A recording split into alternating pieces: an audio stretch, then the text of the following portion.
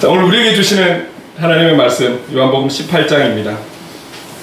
요한복음 18장 12절에서 18절까지의 말씀, 제가 가진 성경 신약 179쪽에 있습니다. 제가 이 말씀을 공독할 때에 하나님의 음성을 들으시기 바랍니다. 이에 군대와 천부장과 유대인의 아랫사람들이 예수를 잡아 결박하여 먼저 안나스에게로 끌고 가니, 안나스는 그 해의 대제사장인 가야바의 장인이라. 가야바는 유대인들에게 한 사람이 백성을 위하여 죽는 것이 유익하다고 권고하던 자로라. 시몬 베드로와 또 다른 제자 한 사람이 예수를 따르니, 이 제자는 대제사장과 아는 사람이라. 예수와 함께 대제사장의 집 뜰에 들어가고 베드로는 문 밖에 서 있는지라. 대제사장을 아는 그 다른 제자가 나가서 문 지키는 여자에게 말하여 베드로를 데리고 들어오니, 문 지키는 여종이 베드로에게 말하되 너도 이 사람의 제자 중 하나가 아니냐 하니, 그가 말하되 나는 아니라 하고, 그때가 추운 고로 종과 아랫사람들이 불을 피우고 서서 쬐니 베드로도 함께 서서 쬐더라. 아멘. 오늘 본문으로 제자입니까? 라는 제목으로 또 함께 말씀을 나눌 때에 각자에게 주시는 은혜가 있을 줄로 믿습니다. 참된 그리스도인의 삶을 살아가는 자는 참된 그리스도인의 삶을 살아가는 자는 예수 그리스도의 삶을 닮아가고 그 삶을 모범 삼고 살아가는 자라고 그렇게 말을 할 수 있을 것입니다. 그럴 때 이 사람은 참된 그리스도인이야. 그렇죠? 다르게 말하면 이 참된 그리스도인을 제자라고 말할 수 있을 거예요. 자, 그렇다면 오늘 제목에 우리가 제목을 삼은 것처럼, 그렇다면 저와 여러분 오늘날 주님의 제자입니까?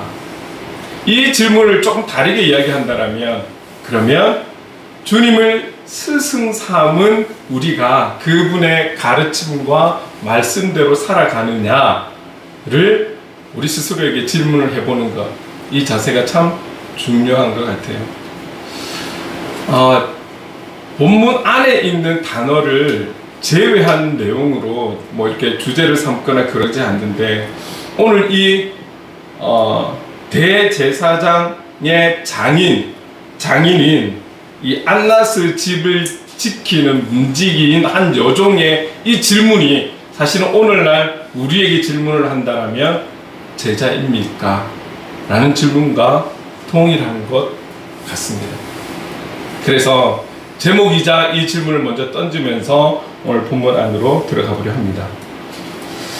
참된 그리스도인이나 제자는 복음에 대해, 성경에 대해서 많이 아는 자, 많이 경험한 자, 성경을 잘 알고 신앙의 연수가 오래된 자를 향해서 참된 그리스도인이라고 우리가 말하지 않습니다. 삶 속에서, 현장에서 얼마나 그 알고 있는 말씀대로 살아가고 있느냐, 아는 것이 중요하지 않다라는 것이 아니죠. 알아야 그 말씀대로 살아갈 수 있으니까요. 결국 그분에 대해서, 복음에 대해서, 말씀에 대해서, 성경에 대해서 아는 것도 중요한데, 여기에 그치는 것이 아니라 동전의 양면과 같이 또 다른 한 면은 그 말씀대로 살아가는 실천이 중요하다라는 것이죠. 그렇게 살아가는 자를 향해서 우리는 참 그리스도인, 그리고 이 시대의 제자라고 말할 수 있을 거예요. 그리고 그렇게 살아갈 때에 우리가 아닌 성령 하나님의 인도하심과 도우심으로 그 삶 속에서 생명의 열매도 맺게 될 줄로 믿습니다. 오늘 본문 18장인데 18장 이전까지는 제자들은 참 좋았어요.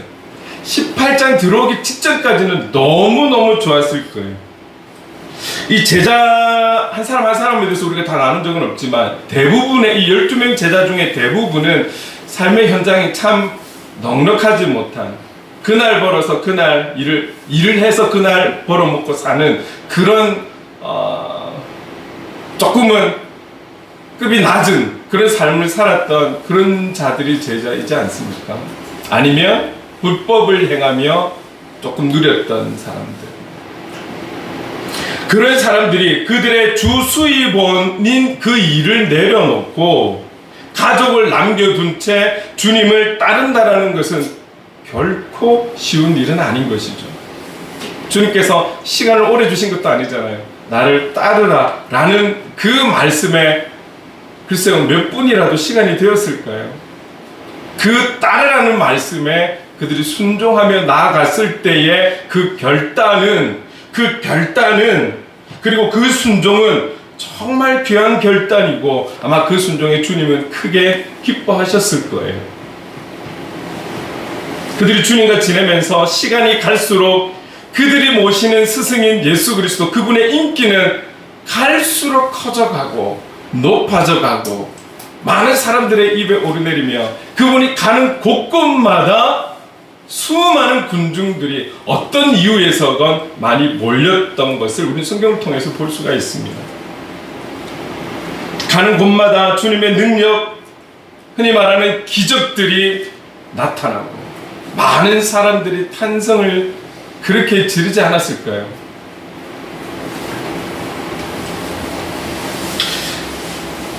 그런 기적과 하나님의 일들도 일이지만 또 하나님 나라에 대해서 복음에 대해서 주님은 말씀도 선포하시고 제자들에게 그 수많은 군중들에게 그 말씀을 선포하시고 또 저녁에는 이 제자들 같은 경우는 제자들의 특권이겠죠. 주님과 함께 있으면서 잘 이해가 가지 않았고 어려웠던 그 말씀에 대한 부분들은 또 주님 앞에 따로 교육을 받잖아요. 비유적으로 또 말씀을 듣고 가르침을 받는 그런 삶을 살았던 제자들. 아마 그들은 이 18장 직전까지 그들은 한참 꿈을 꾸고 살았을 거예요.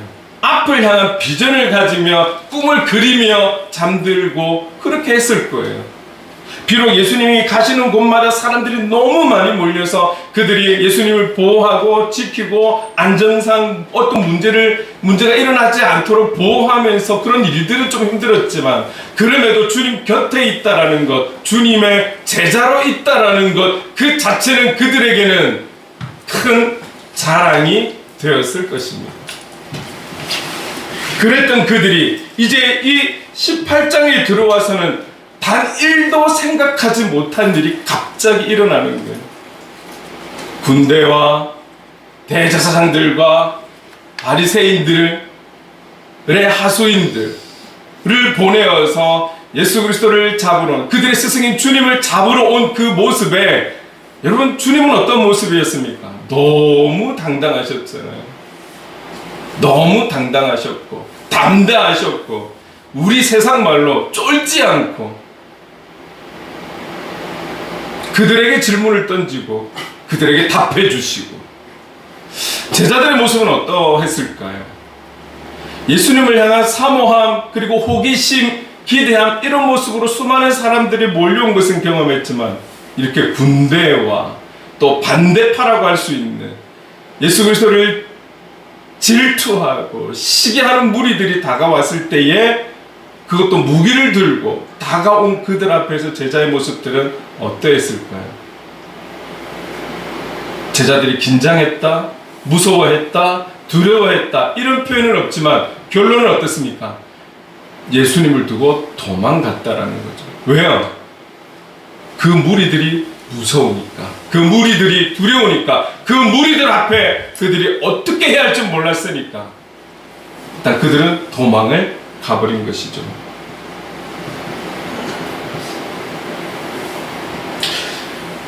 여러분 오늘 본문의 내용은 참 간단해요. 예수님은 그들에게 잡히고 결박당해서 결국 고난의 길을 가는 것, 우리가 잘 알고 있듯이 십자가를 지셔야 하는 것, 다시 말해서 죽어야 하는 그 사명의 길로, 고난의 길로 나아가신 장면이라면 반은 제자들을 대표하는 베드로가 결국 도망갔고 도망간 것으로 끝나는 것이 아니라 멀리서나마 주님의 모습을 지켜보려고 그렇게 다가가고 있는 베드로의 모습이 조금 구체적으로 표현되어 있는 내용인 것입니다. 주님은 이 베드로가 도망가기 직전에 우리가 지난주 말씀을 조금 기억을 해보면 아주 다혈질적이고 감정에 앞섰던 그가 그 위기적인 상황에서 그가 칼을 꺼내어 들고 그가 행한 행동, 말고의 귀를 내리친 그 행동을 통해서 주님은 칼을 칼집에 꽂으라. 다시 말해 오늘 우리에게 우리가 할 수 있는 세상적 방법, 세상적 지혜, 나의 어떠함들은 내려놓아라.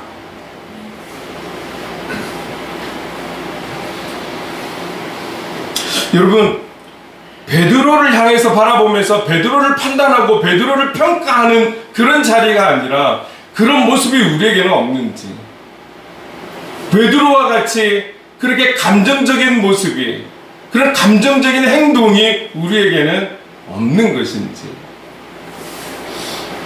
오늘 주님께서 우리에게 우리의 모든 세상적 나의 어떠함들은 다 내려놓으라는 이 말씀에, 그리고 오늘 본문을 통해서 우리에게 주시는 질문, 제자입니까?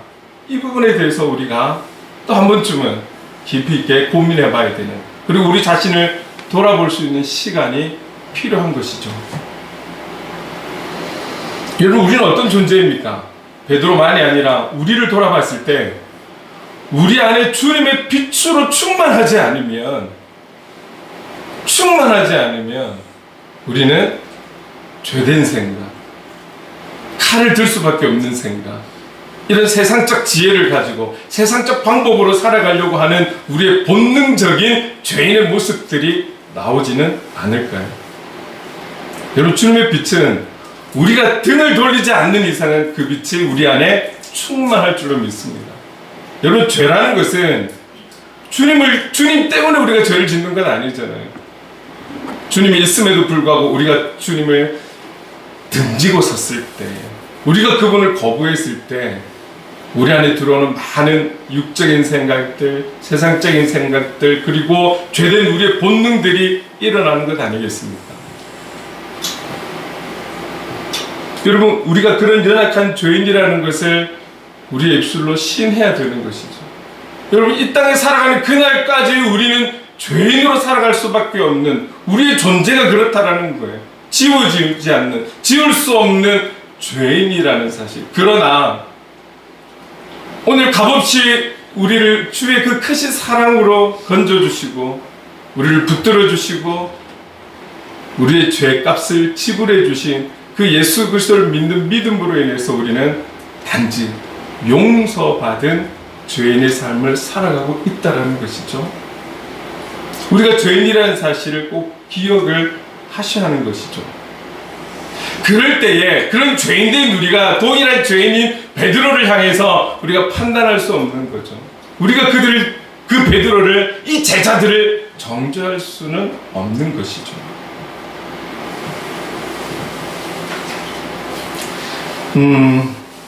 여러분, 지난주 설교 때도 말씀드렸고 조금 전에 우리가 보는 그 찬양의 가사처럼 주님께서 원하시는 것은 어떤 것일까요? 우리가 어떤 그리스도의 모습으로 살아가기를 원하실까요? 이것을 이야기하고 저것을 이야기할 수 있지만 그 불렀던 찬양의 가사에 의하면 주님보다 앞서지 않고 겸손하게 주님의 말씀을 기다리는 것,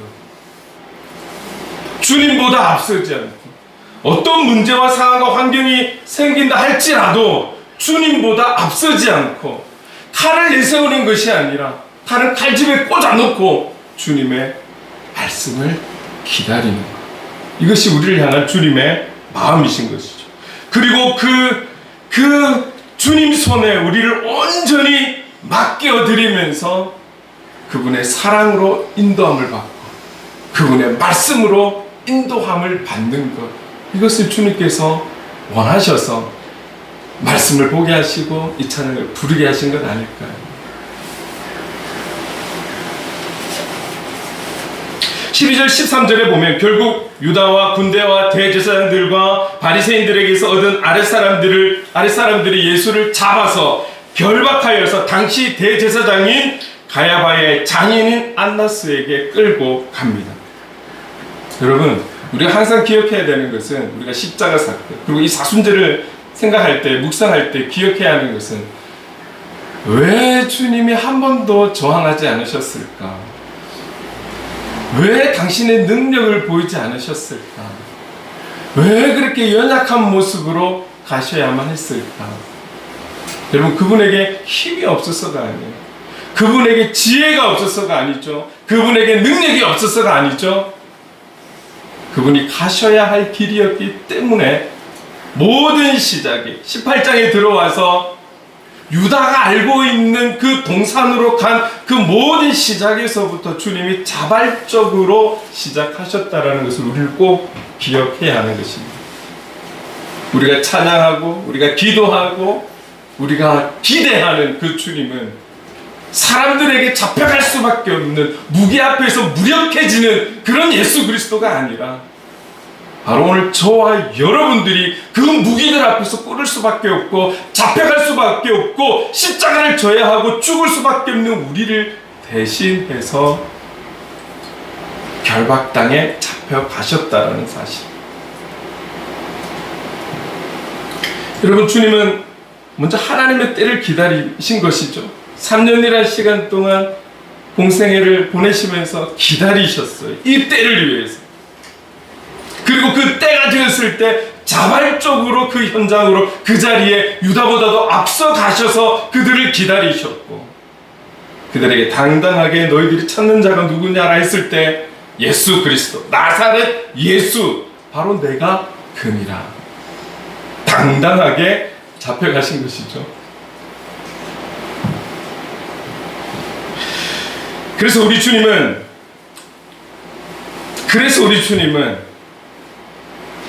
제자들은 어땠다 할지라도 주님은 이미 다 아시고 가셔야 했던 길이었기에 아주 담대하게 당당하게 그들 앞에 섰다라는 사실을 기억을 해야 하는 것입니다.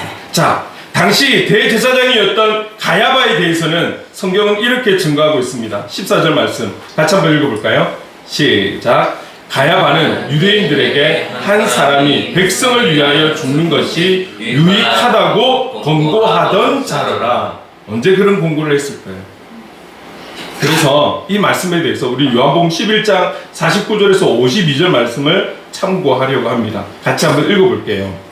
읽겠습니다. 시작. 그 중에 한 사람 그 해의 대제사장인 가야바가 그들에게 말하되 너희가 아무것도 알지 못하는도다.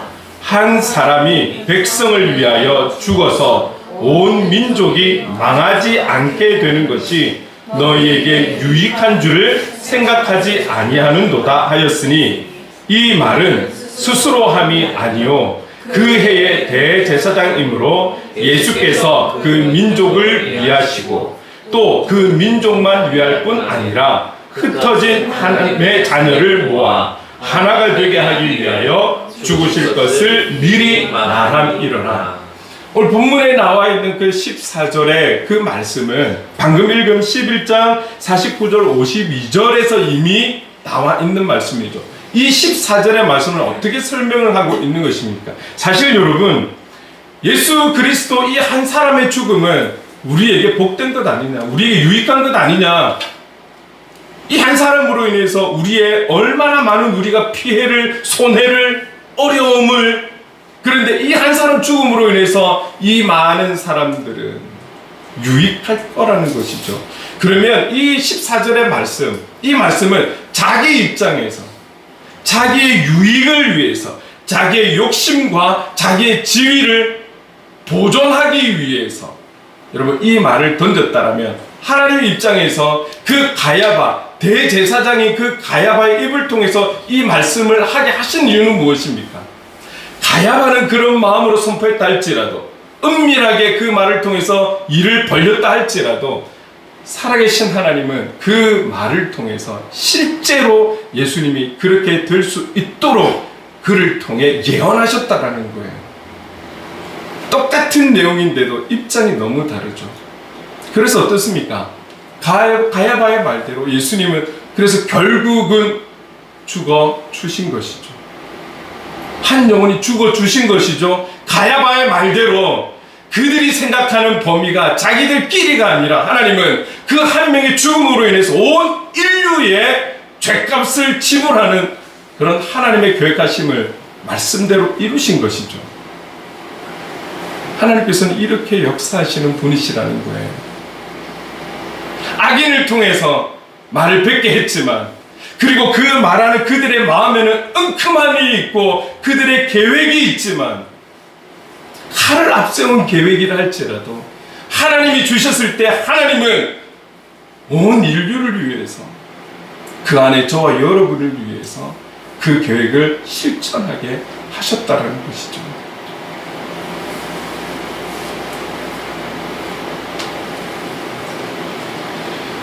성경은 곧바로 제자를 대표하는 베드로의 모습에 대해서 이어서 말씀하고 있습니다. 베드로는 다른 제자의 돔, 오늘 본문의 이 내용이 다른 곳에도 나와요. 그런데 다른 제자라는 표현은 안 나와 있어요. 다른 제자.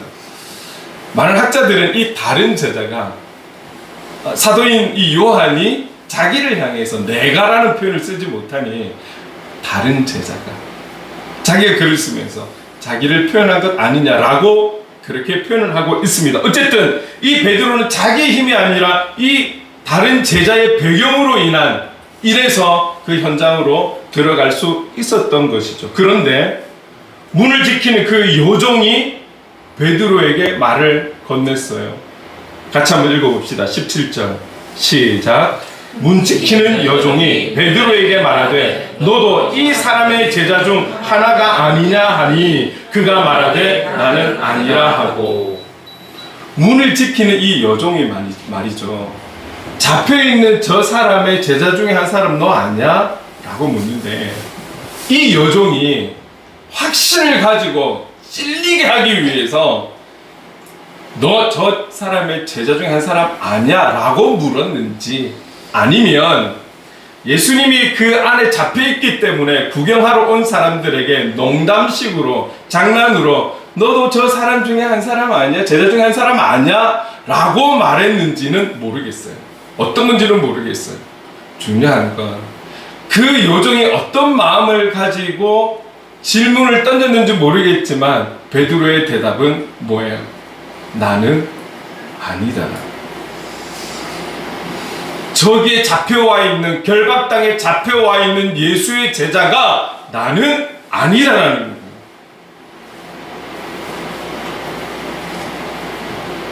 여러분 마태복음 26장 33절 한번 같이 읽어볼까요? 시작. 베드로가 대답하여 이르되 모두 주를 버릴지라도 나는 결코 버리지 않겠나이다 라고 고백했던 자가 오늘 베드로라는 거예요. 결코, 다른 제자는 모르겠으나 나는 결코 주님을 버리지 않겠습니다. 그렇게 말했던 자가 이 여종이 어떤 의도로 질문했는지 모르겠으나 너도 저 사람의 제자 중 하나가 아냐? 라는 질문에 나는 아니다. 주님을 향한 부인이 여기서부터 시작이 되는 거예요.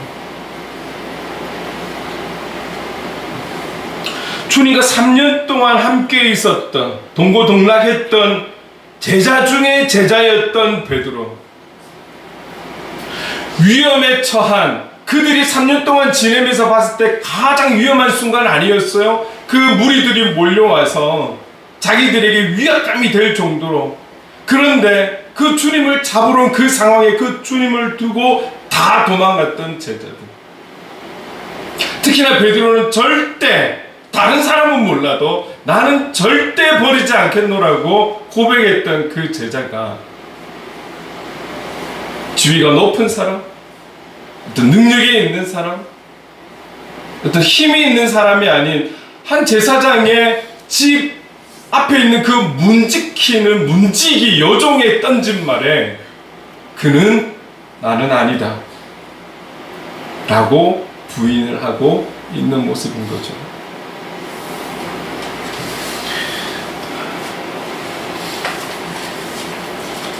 베드로를 향해서 우리가 뭐 지식적으로 이런 표현 저런 표현도 할 수 있겠지만 그것이 중요할까요?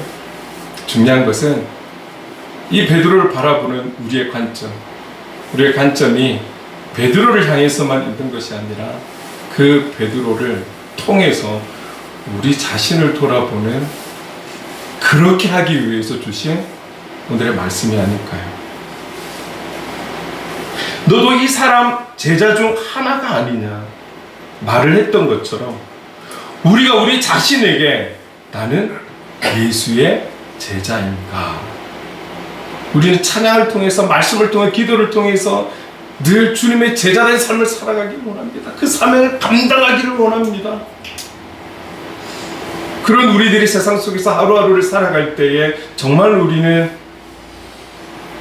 주님을 거부하지 않고, 배신하지 않고, 버려두지 않고 제자된 삶을 하루하루를 살아가고 있느냐. 여러분, 제자라는 것은 사전적 뜻은 어떻습니까? 스승에게 가르침을 받는 사람을 제자라고 하죠. 누군가에게 어떠한 가르침을 받는 것은 그 어떠한 가르침을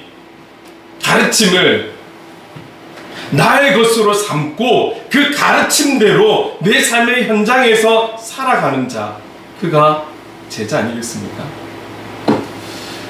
그 스승이 우리는 예수 그리스도이시고, 그분이 우리에게 말씀하셨고 보여주셨고, 오늘날 이 성경이라는 것을 통해서 구체적으로 주님의 삶을 보게 하시고 알게 하시고, 그리고 때로는 성령님께서 잘 알지 못했던 말씀에 깨달음도 주시고, 그 알게 된 말씀들, 어릴 때부터 암송해왔던 그 말씀들, 그것이 우리의 자랑이 아니라, 우리의 머리만 커져가는 것이 아니라 지금의 삶의 현장에 그 말씀대로 살아갈 수 있는 자가 주님의 참 제자 아니겠습니까? 이쯤 되면 우리 자신을 돌아볼 수 있겠죠.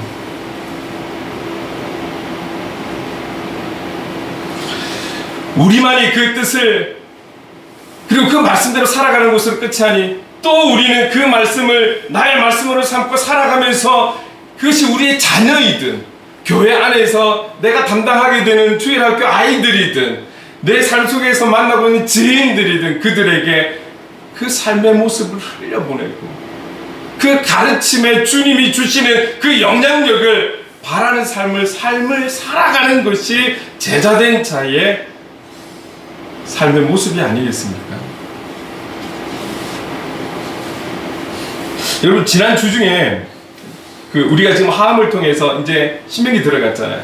신명기 들어갔는데 저 개인적으로 또 좀 보는 부분들이 있어서 신명기를 한참 보고 있었어요. 하함은 이제 막 들어갔잖아요. 막 들어갔는데 신명기 쪽을 보고 있었어요. 그런데 여러분, 제가 금요일인가 신명기 28장 1절을 말씀을 또 보게 되었어요. 이 말씀 같이 한번 읽어볼게요. 시작.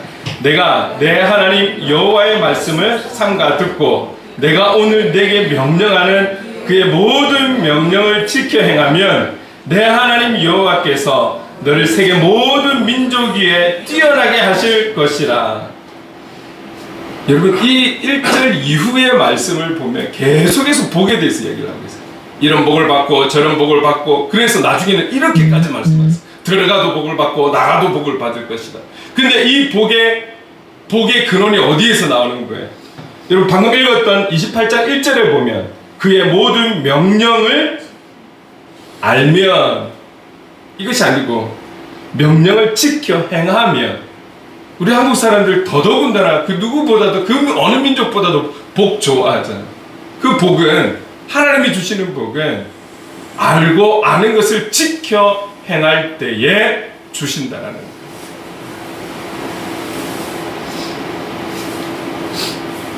주님의 제자는 주신 말씀, 그 모든 명령을 우리가 서 있는 그 모든 곳에서 온전히 지켜 행하는 자, 우리가 이 땅에 살아가는 그날까지 그 말씀대로 온전히 실천하며 살아가는 자라고 저는 그렇게 말씀드리고 싶지 않아요. 우리는 온전히 살아갈 수 없기 때문입니다. 서두에 여러분, 우리가 죄인이라는 것을 인정한다면 우리는 완벽한 제자의 삶, 완벽한 그리스도인의 삶, 완벽하게 말씀을 지키며 실천하며 살아가는 삶을 살아갈 수 있는 능력이 우리에게 없다라는 것이죠. 제가 드릴 수 있는 말씀은 이거예요. 우리가 이 땅에 살아가는 그날까지 말씀 중심으로 끝까지 그 말씀을 실천하기 위해 실천하며 살아가려고 몸부림치면서 포기하지 않는 자세를 가진 자, 나의 연약함과 나의 재성이 있음에도 불구하고 주님의 가지가 되어 붙어 있는 자, 끝까지 포기하지 않고 그를 제자라고 인정해 주시지 않을까요? 제가 오늘 시간 때문에 영상을 준비했다가 보여드리지 않을 거예요. 성경의 많은 인물들을 보면 완벽한 자가 없어요. 무엇 하나라도 죄된 모습이 기록이 되어 있고 그들의 연약한 모습이 다 노골적으로 기록되어 있는 게 성경이에요. 이런 위대한 인물들을 그래도 성경 안에 있기 때문에 우리는 그들을 위대한 제자들, 하나님의 사람들이라고 표현할 수 있겠지만, 여러분, 제가 우리나라 사람 중에 얼마 전에도 몇 사람, 송기철 목사님, 그렇죠? 여러 몇 분을 살펴봤지만 오늘 한 사람, 부산인으로서 멀지 않은 세대 속에 살았던 한 인물을 여러분 제가 이름만 말씀드릴게요. 그 이름만 치면 영상에 너무너무 많이 나와 있어요. 여러분, 장기려 박사님. 그가 이 땅에서 하나님의 말씀대로 완벽하게 살다 간 사람이라고 말할 수는 없어요. 그러나 그가 살아가는 그날 동안 그의 삶의 모습을 보면 신앙적인 삶이든 육적인 삶이든 그의 삶에 최선을 다해 주님의 말씀대로 살아가려고 몸부림치면서 사셨던 분이라. 그래서일까요? 신앙적으로는 신앙인들에게 많은 모범이 되고 의학적으로는 의사였던 그분, 의학적으로도 많은 의사분들의 모범이 되는 분이 바로 장기려 박사님이라고. 여러분, 그분은 자기의 이름이 드러나는 것을 원치 않고 드러내지 않고 살으셨던 분이세요. 그런데 오늘날 이렇게 그의 이름이 많은 사람들의 수십 년이 지난 지금에도 많은 사람들의 입에 오르내리고 존경을 받는 이유는 무엇일까요? 주님의 제자된 삶을 포기하지 않고 생명이 다는 그 순간까지 살았기 때문에 주님이 높여주신 것 아닐까요? 여러분, 꼭 특별히 우리 젊은 분들, 우리 영적 자녀들 꼭 장기려 박사님에 대해서 많이 나와 있어. 한번 여러분 인터넷으로 검색해 보시기 바랍니다. 우리가 이런 분의 모습으로 살아갈 때에 하나님께서 참 기뻐하시지 않을까요? 하나님이 기뻐하시는 곳으로 끝나는 것이 아니라 우리가 살고 있는 우리의 이 금정구, 동래구, 부산 안에 작은 촛불이 되어 우리가 살아간다면 여기에 변화가 있지 않을까요? 다른 사람을 이야기하고 다른 교회 성도를 이야기하기 이전에 우리가 그분처럼, 주님처럼 그런 제자된 삶을 살아가려고 몸부림친다면 일은 주님께서 행하시지 않을까요? 잠언 24장 16절 이 한 절 말씀 같이 읽고 끝내려고 합니다. 같이 한번 읽어볼게요. 시작. 대저 의인은 7번 넘어질지라도 다시 일어나려니와 악인은 재앙으로 말미암아 엎드러지느니라. 여러분, 여기서 말하는 의인은 완벽한 자를 이야기할까요? 그렇지 않습니다. 예수 그리스도를 믿는 믿음의 사람을 의롭다고 칭해 주셨다라는 사실, 그가 완벽해서가 아니라 그 의인을 이야기를 하는 거죠. 그 의인은 7번 넘어질지라도 단지 하나, 둘, 셋, 넷, 다섯, 여섯, 일곱 숫자적인 개념이 아니라 이치는 완전수이기 때문에 무한대를 이야기하고 있는 거예요. 무한대로 넘어질지라도 의인은 다시 일어나려. 예수의 이름으로 나는 일어서리라. 그러나 악인은 재앙으로 말미암아 엎드러진다. 여러분, 제가 감히 여러분들에게 완벽하게 온전한이라는 단어를 쓰지 않고 끝까지 몸부림치며 포기하지 않고만 나아갑시다라고 말할 수 있는 근거는 바로 이 말씀 때문인 거예요. 완벽하게 살아가는 자만이 하나님 나라를 경험할 수 있는 주님의 제자라면 이 말씀이 있었을까요? 주님은 아세요. 우리가 죄인이라는 것. 잘 바뀌지 않는 죄인이라는 것 알아요. 몸부림쳐도 잘 바뀌지 않는 것 잘 아세요. 그러나 중요한 것은 그렇기 때문에 나 안 해야지, 포기해야지가 아니라 그렇게 7번 넘어질지라도 예수의 이름으로 다시 일어나는 자가 주님이 인정하시는 의인이라는 것이죠. 주님이 인정하시는 제자가 되는 줄로 믿습니다. 다른 사람의 평가가 중요한 것이 아니라 주님 앞에 의인이라 칭함을 받을 수 있다는 것이죠. 여러분, 좋은 일이 올 것입니다. 하나님은 우리의 삶을, 우리 인생을 역전시켜 주실 것입니다. 이렇게만 말하고 싶지 않아요. 앞으로 더 어려운 일이 올 수 있어. 더 힘든 일이 올 수 있어. 현실적으로 더 지치는 일들, 어떻게 해야 할지 몰라 하는 많은 일들이 올 수 있어요. 중요한 것은 오늘 우리가 제자된 삶을 포기하지 않고 나아간다라면 우리 하나님께서 붙들어 주실 줄로 믿습니다. 다시 일어나는, 또 일어나는 자가 의인이요 이 시대에 살아가는 제자라는 것입니다. 여기 있는 우리는 언제라도 몇 번이라도 예수의 이름으로 일어서는 주님의 참 제자가 될 수 있기를 주님의 이름으로 축원합니다. 아멘. 그렇다면 이 찬양으로 우리 하나님 앞에 고백을 해 보실까요? 앞으로 우리에게 어떤 상황과 환경과 여건 속에서라도 우리는 이 길로 나아가겠습니다. 제자된 삶을 살아가겠습니다. 이 마음을 이 찬양 속에 담아서 한번 고백해 봅시다.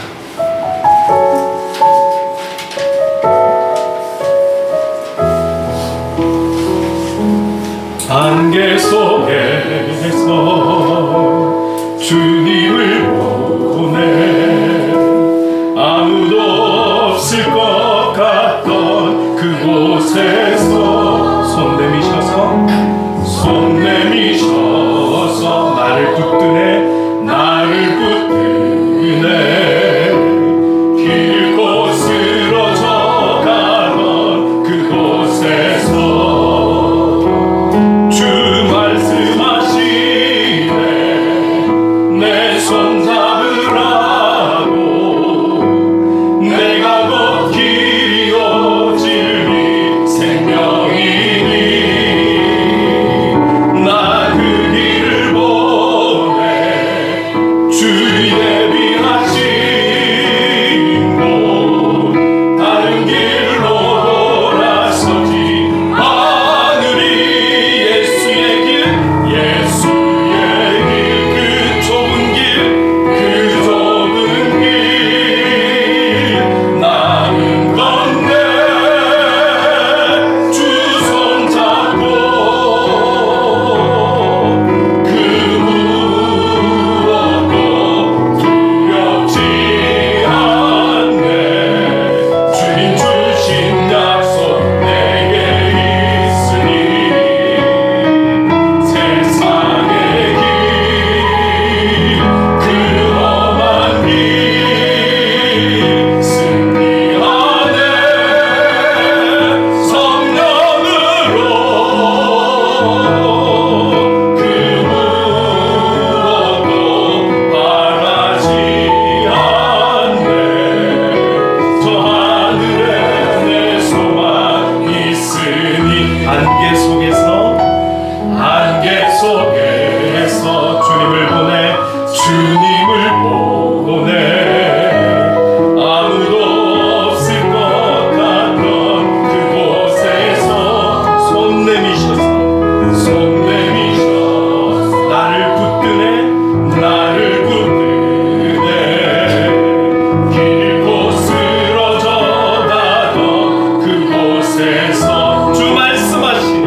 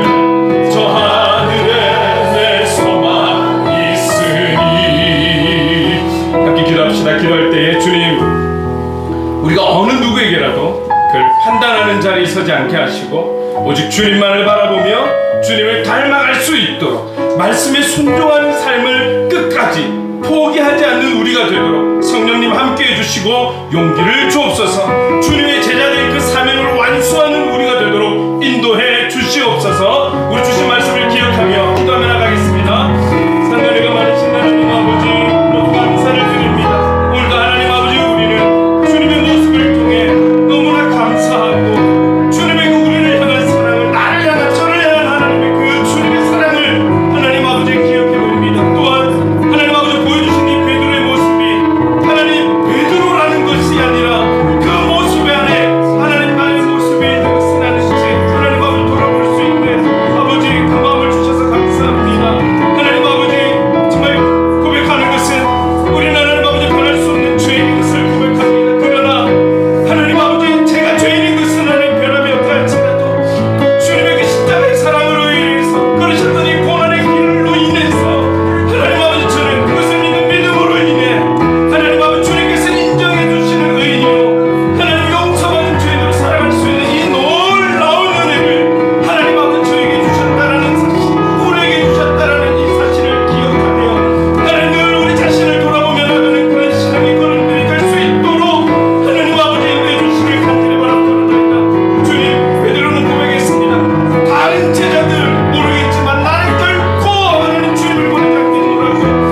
지금 오늘 우리가 하나님 아버지, 제가 베드로와 같은 고백을 드립니다. 그러나 하나님 아버지, 성령님 도와주시옵소서. 그 고백으로 끝나는 것이 끝까지 포기하지 않고 성령님 주시는 용기와 담대함과 강함으로 하나님 끝까지 하나님 아버지 그렇게 몸부림치며 주님의 말씀대로 살아갈 수 있도록 하나님 아버지 힘을 쓰는 제가 되기를 간절히 원합니다. 하나님 아버지 도와주시옵소서. 주님 도와주시옵소서. 그래서 제게 생명 주시고 제게 복음을 주시고 제게 놀라운 하나님 복을 주신 그 하나님의 뜻을 이루어가고 완수하여 하나님 영광 돌리는 하나님 아버지 그런 삶이 되고 주님의 기쁨이 되는 자가 될 수 있도록 우리 성도님들 될 수 있도록 주님 인도해 주시옵소서.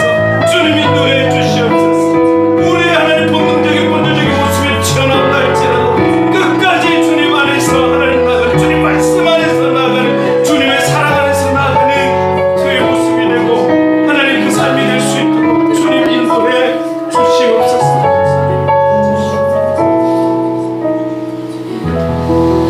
사랑해 주님 감사합니다. 인류를 위해, 백성을 위해 하나님의 때에 자발적으로 고난의 길에 오르신 주님, 그 주님을 힘을 다해 닮아가는 그런 제자된 삶을 살아갈 수 있도록, 그래서 위로는 하나님을 사랑하고 아래로는 이웃을 내 몸과 같이 사랑하며 다음 세대를 위해 더욱 강구하는 주님의 제자로 살아갈 수 있도록 인도해 주시옵소서. 성령님 도와주시옵소서. 예수님의 이름으로 기도드립니다. 아멘.